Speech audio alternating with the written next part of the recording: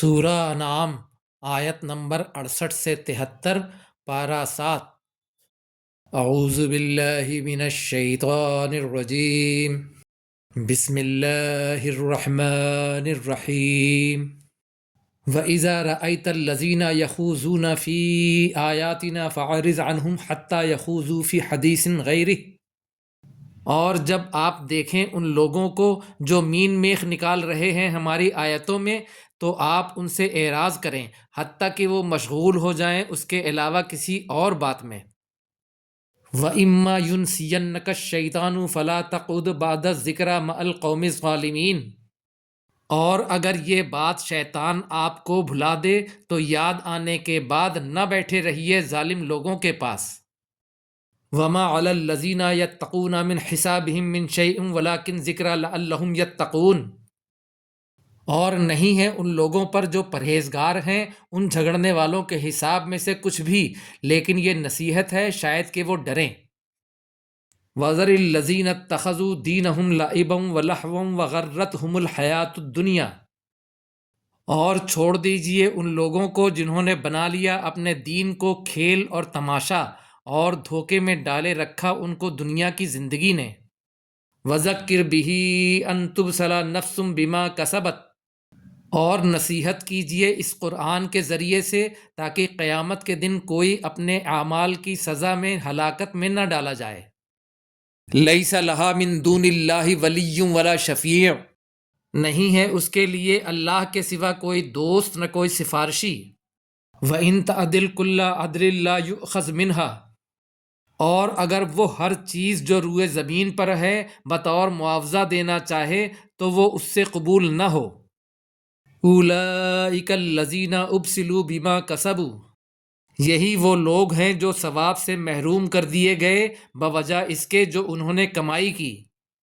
لہم شراب من حمیم وعذاب علیم بما کانوا یکفرون۔ ان کے لیے پینے کو کھولتا پانی اور دکھ دینے والا عذاب ہے بوجہ اس کے جو وہ کفر کرتے تھے۔ قل اندعو من دون اللہ ما لا ینفعنا ولا یضرنا۔ کہہ دیجئے کیا ہم پکاریں اللہ کے علاوہ جو نہیں ہمیں نفع دیتا اور نہ ہمیں نقصان پہنچاتا۔ وَنُرَدُّ عَلَىٰ أَعْقَابِنَا۔ اور ہم پلٹ دیے جائیں اپنی ایڑیوں پر۔ بَعْدَ إِذْ هَدَانَ اللَّهُ۔ بعد اس کے کہ اللہ نے ہمیں ہدایت دی۔